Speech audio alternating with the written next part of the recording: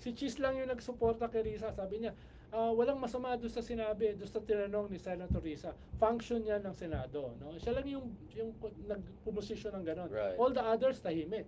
No? All the others, tahimik. No?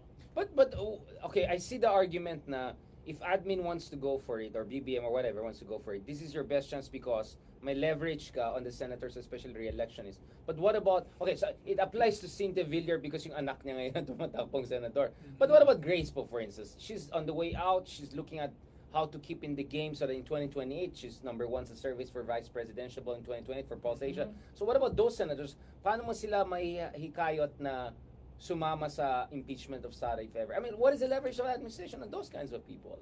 Tingin ko yung mga ganon ay malinaw na puposisyon yan dun sa gusto ng administrasyon. No? Kahit ngayon ay sinusubukan nilang i-manage yung kanilang presentation. Right. Pero bottom line, Yeah. alam mo kung saan sila pupunta. Parang Kaya, si Mig Zubiri noon kay Kibuloy. Kunya, ganun, but end of the day. kaya nga ako, bottom line, 4 yung matitira. Bottom So line. it's Bongo, Bato, Aimee. your favorite, ano. Yeah. But Aimee is, so now you have the Senate slate na 12. Totoo ba yan? Andiyan ba si Aimee, Hindi Tito yan Soto, totoo. Pacquiao? Una, nagsabi niyan si Aimee. At si Aimee ay hindi insider. Oh, Definitely not. hindi siya decision maker. Kaya nga, pag sabi ni Aimee, sagot kaagad ang Partido Federal, sagot kaagad ang Lakas NUCD, sagot kaagad ang Malacanang, hindi totoo yan. So sinong hindi sure dun sa 12? Tingin ko may mga 2-3 na hindi pa But sigurado. Erwin mukhang pwede siya mag-admin. Oo. Well, that's an important one if you get Erwin. Ang pinagdedebatihan pa Si diyan, Abalos. si Ben Tulfo. Yan, Yun, malabo pinagdedebatihan yan. pa. Medyo mahirap. Si Abby Binay, pinagdedebatihan pa yan. Tapos ako hindi debate yung kay Abalos mas yung winnability. Hindi, yun nga, in a sense that will he still run? That's my point. Yeah, so may mga 2 or 3 na hindi pa sigurado. Kasi if Abalos runs, who will be the DILG secretary? Malaking position yan. O Nasan, I don't know, someone like Hindi, that. kaya nga nagtataka ako na bakit niya gustong umalis sa DILG? I-risk yung ganyan na position. primus inter pares ka, Yeah. almost little president ka, tapos dito sa Senate, ang layo mo sa survey. Kahit na ipagpalagay mo na kasama ka sa admin slate, medyo malayo yun, no? Dahil masyado masikip. At yung brand mo, no, parang wala kang malinaw na brand Na anong brand ng Then Abalos? nagano siya, Dark Rider? Ano yung show sa GMA? Di ba may ganyan siya? Sa Black Rider. Oh, Black Rider, yeah, something like that, I right? think pangalan din niya yata yung ginamit niya. Oh, exactly. Di ba? So parang, that's an effort, at least the guy's trying. Kaya tingin ko, Dalito Lapid, Di ba? And Lito Lapid is still there. oh, Wait, when Lito Lapid became senator, we were wondering like, wow, this is it. And then Bato won, like, wow, that's. And then now you have Robin Hood Padilla with like nag-meltdown ng ganyan. Bong Revilla. Well, actually, Bong Revilla, parang in retrospect, he looks okay pa. At nag-top siya noong 2010, di ba? So, ano yun, Ronald, spaghetti pababa ito? Or like, these are just variation on the team? I mean, what the heck is Robin Hood Padilla doing? He's making a, I mean, what the heck was that? Diba yung huli niyang encounter kay Lorna Kapunan, di ba? Grabe. Oo. She looks strong. Oo. Suddenly, she's senatoriable now. Kahit ako, hindi ko naisip na he would go that low Diba? Like, what the heck is he doing? Parang sumagat ka na, tapos hinuhukay mo pa. Yeah. Parang gusto mo Like, pa. grabe yung comments, Oo. pare. Like, he's the most, like, bashed senator in the history of the Philippines. I've never seen. Talagang matindi yun. Sobrang meltdown. Sabagay, matindi rin tong kay Vice President. So, ano yan? Habulan na? Habulan. Race to the bottom? medyo may spaghetti, medyo spiral. And baka it makes sense kasi medyo ano siya ni Sara, di ba? Oo. I mean, his idea was to beat Sara's Pero kasi, VP. Yeah, here's the yeah. thing. Kung mawala sila Bato, sila Bongo, Siya si na lang Sara, matira. Siya matitira. Kaya sabi ko, siya yung offer ng left VP. sa kanila. Hindi siya na yung nasa harapan, di ba? Tama. Pero Ronald, what is your Masabi, intel? just as- Yung ano sabi ng informed source natin, bakit siya nakabigote pa rin? Akala ko it's for a movie. Mark, ano ba? Bakit siya makabayan na ganyan? Yung Gringo Nasan movie. So, So hindi pa niya nagawa. So, yung He's Bigote, still in ano, the, like, different movie. ano siya, yan. method acting ba tong Oo, tao? pero, yung Gringo Nasan. Yung urge. ERJ. Yung urge po. Like, Kausapin ko si Gringo na baka gusto mo maghanap ng ibang Sir, artista. medyo baka pagtawanan lang yung, I mean, pupunta ang tao, pero pagtatawanan lang nila. Baka Yeah. maisip ng mga tao habang pinapanood yung kanilang pagharap ni Lorna Capuna. Ayun tayo. Na- Si Madam ang pogi Oo. ngayon, di ba? Ay, Oo. sabi nila si Gringo. Galing, French, oo. di ba? Hinihintay ko nga sabihin ni Lorna, kiss-kiss mo na lang sa pader. Grabe. Grabe talaga yung nangyari na ganun. Now, going back to the Senate race, so how is it looking now? Is the Grand Coalition thing still possible? Some members of the opposition still being guest candidate of the admin? If you're mentioning that hindi pala finalized, Baka sumisikip, baka may nahihirapan dahil halimbawa, bakit po hindi sasama si Ben Tulfo? Number 2, number 4 sa ratings. yeah. Di ba? Mm. Oo, yun yung magiging problema. Tapos si Abby ay nandun sa ibang survey, pasok sa 12, sa Yeah. ibang survey, nasa bingit. So, She needs that jump and she's viable if she gets that may jump. pagka-winnable. No? So, Yeah. medyo baka The ship has sailed. sabi nga ni Senator Trillanes, baka mahirapan na. At this Ikaw, point. Mark, Is it anong basa possible mo? for ano? Iniisip mo nga, is it possible for Malacanang to also have secret candidates? Meron silang official 12, pero meron silang sinusuportahan pang iba. Of Para at course. least, kahit ilan doon ang manalo, sa akin Of pa course, rin. sabi ko nga kahapon sa isang interview sa Politiscope yata yun. Sabi ko ay, halimbawa si Amy, no? Hindi yan boboto sa impeachment kung halimbawa makakaroon or conviction.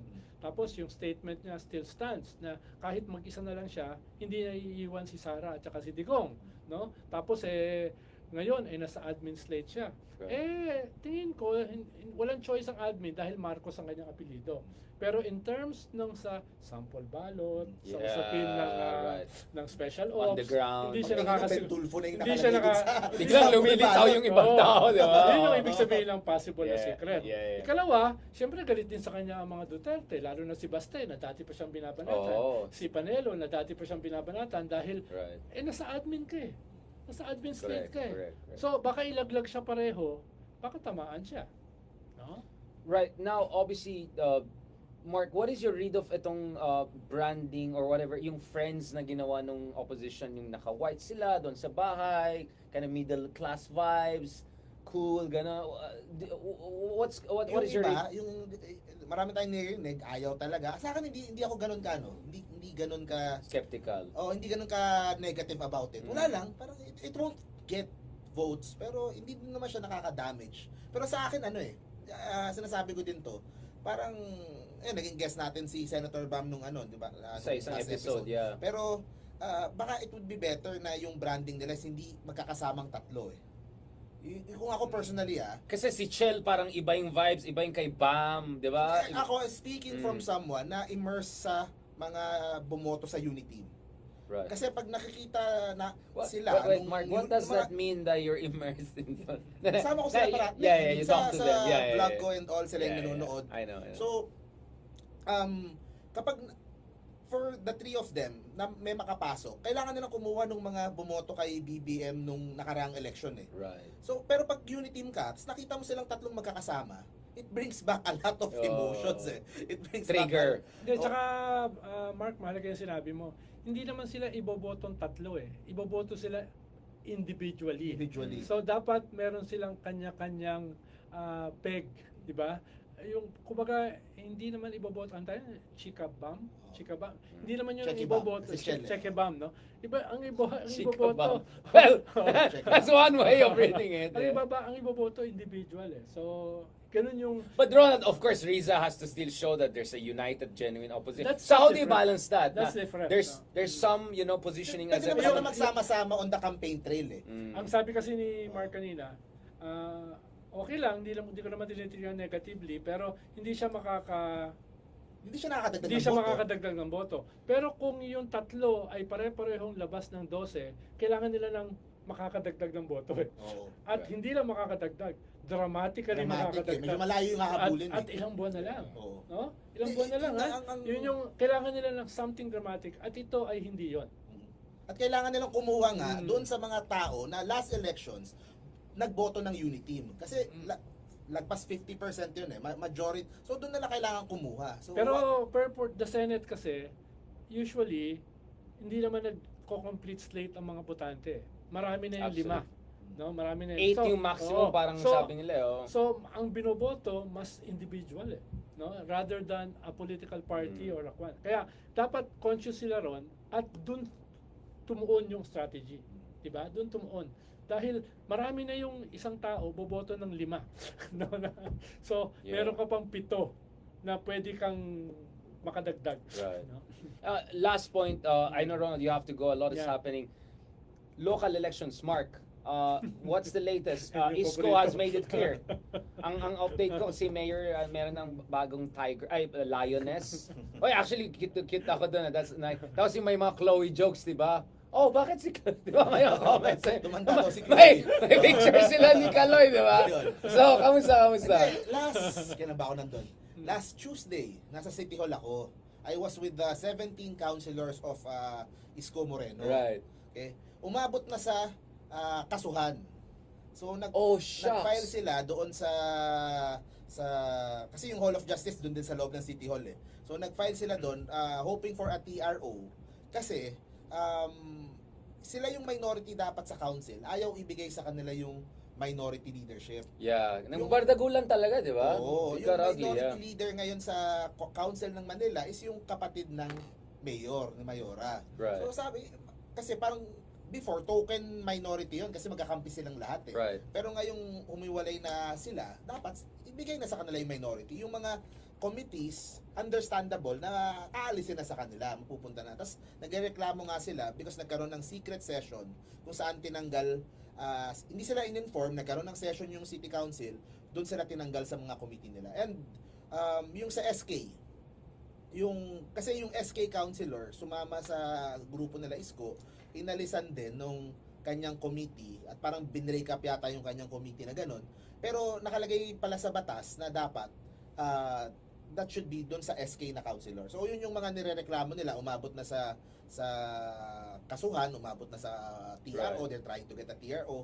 So lalong umiinit yung laban. And si Isko kababalik lang from abroad sa Right. Sparkle sa kanyang ano. At ayun, inaasahan namin na may bago. Sa 5th district kasi ang hinihintay nung side Ang dami palang layer. Parang mas malawak ang Manila kaysa buong Pilipinas. At mas bardagulan sa buong Pilipinas. Bagong kakalipat lang kay Isko Moreno, si Amado Bagatsing. Yeah, Bagatsin ba? Yes. Matagal na kalaban. Mhm. So ngayon, sa slate ni Isko, kasama na niya yung mga Lopez na nakalaban niya Yes, nung na congressman last dati. election, Yeah. at yung mga Bagatsing nakalaban nila. Ibang klase. Yun. Tapos ang kalaban nila, yung mga dati Yan ang Game of Thrones sa talaga. District 2 sa Shucks. District 5. So talagang Grabe yung talaga sa Manila politics. umiikot-ikot lang. Well, Ron- politics is local. So. Yeah, I mean, is this a microcosm of the Philippines or this is more like Philippines on steroids politics? Like Of what? course, there's Gra- no political loyalties. Yeah, grabe, no? Grabe talaga, no? Diba? But do you think Isko will hold this 70% or at least what we saw in earlier service? Do you think he'll keep that lead or keep it strong enough to make sure na despite admin, not admin but Lakas CMD supporting the incumbent, right? Well, kung titignan mo yung tradition, it will hold. Pero you can never be sure. Yeah, grabe yung Manila Ang politics. tanong is may enough time ba yung mga sa Manila to Right. cut dun sa ni Isko. Pero maraming mga lumalabas na mga pangalan na tatakbo pa eh. Diba Right. yung kung nasabi ko na sila Rosmar. Yeah. Yung influencer. Si Diwata, taga saan ba si Diwata? Quezon City yata umuwi eh.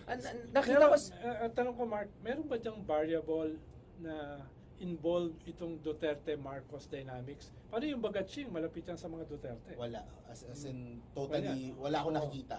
Mm.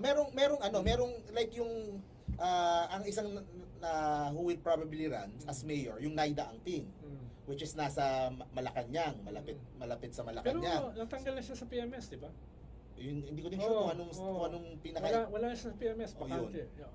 Pero ayun, Dahil so sa asawa. tapos itong si Pati si Ronald curious na. Ikaw ang intel namin, sorry man. I know you're kind of biased, but in fairness, you're a good journalist.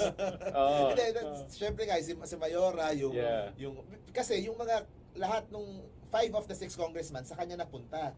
Mga bata ni Speaker Romualdez na yan. So Right. syempre, pagdating sa mga ayuda, sa mga AIX na yan, sa mga Mas bubuhusan yun. mas bubuhusan. So yun ang mga bala ba? Yun yung Right. mga bala ni What about the other major races, Ronald? What you're hearing about? Yeah, Makati or Sa Las MBGC. Piñas may nakita ko nung isang araw eh. Nung umikot si Senator Cynthia Villar, yung tarpaulin, parang na-post ko saglit, tapos nakita ko eh. Parang meron na siyang slate eh. May slate na. Tapos I'm not sure kung congressman o vice mayor to.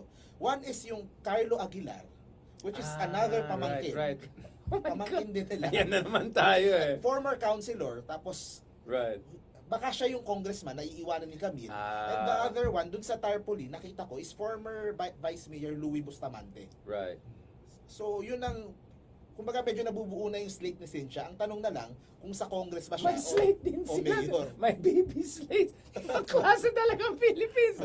Oh my God. Next time kailangan natin ng parang isang malaking matrix dito. Baby slate, big slate, proxy war. Proxy war. Baby Parang proxy magiging war. Aguilar Civil War eh. Oo. Kasi may pumasok na bagong pamangkin. Right. Makati, kamusta Makati, Ronald? Alam ko paalis ka na eh. In Oh. relation sa Sige. sa nanay ng Nationalista Party, si Yeah. Cynthia Villar, mukhang sa Taguig ay parehong nationalista yung Maglala. Oh my God. Civil war. At Right. parehas Ibang class. magkamag-anak. No? Oh my God. At No mu- discipline at mukhang, whatsoever. At mukhang walang atrasan.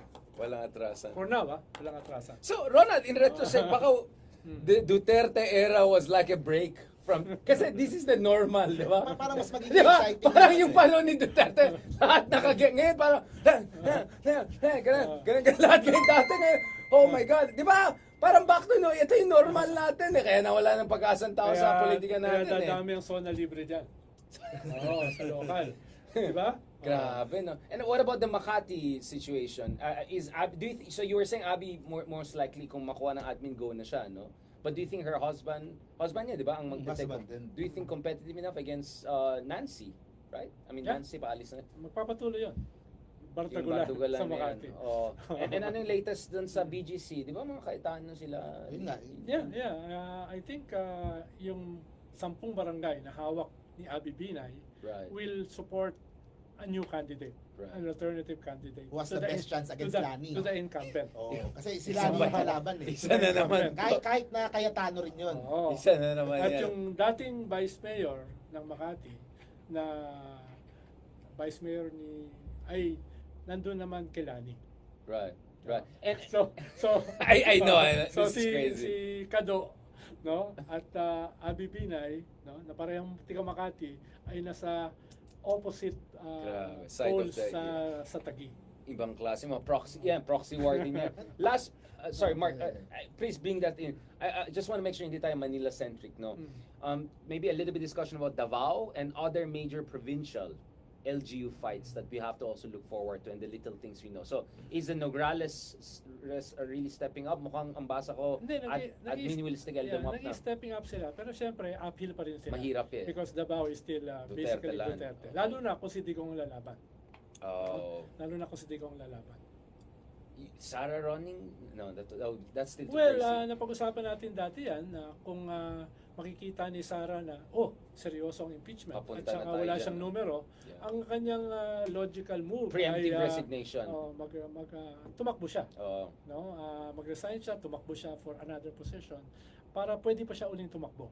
Yeah, Hindi, exactly. paano kung na-impeach siya, hindi na siya pwedeng tumakbo kahit barangay. Right. So, Ikaw, Mark, you want to say something? Sorry, I caught you. I just want to make sure, hindi lang tayo purong Metro Manila, baka sabihin nila mga ilustrado tayo masyado. Ha? Sumakalokan? Oh, shoot! Mahabang usapan. Wait, maybe you want to tell me. Pero ibang topic na. Mark, maybe you want to tell me. Last 5 minutes, let's go. May ano ba? So, kamusta yung Caloocan? I saw you posting some stuff about Caloocan. Yun. To the degree that you can. To be honest, is tuloy-tuloy pa rin nga. Nagkaroon ng issue doon sa isang distrito nga with Parang lumabas doon sa utak yan. Yeah! Ikaw hindi nga napansin ng tao eh. Yung si Yun, ano nga ba nangyari? Ronald, ano bang on the record version na lusutan doon sa live ko? Ang alam ko yung nag-recruit kay Sunny para mag-aksyon ay umalis ng aksyon Oh my. at bumalik ng Liberal Party. Oh my. No? Bumalik na liberal. Oo. Well, Caloocan is outside Metro Manila enough probably. What about Cebu or other major cities? Wala, Cebu. boring yan. Boring yan, nothing, no It will movie. be a Ikaw? Garcia. Garcia Rama, di ba? Oh, yeah. So walang laban tingin.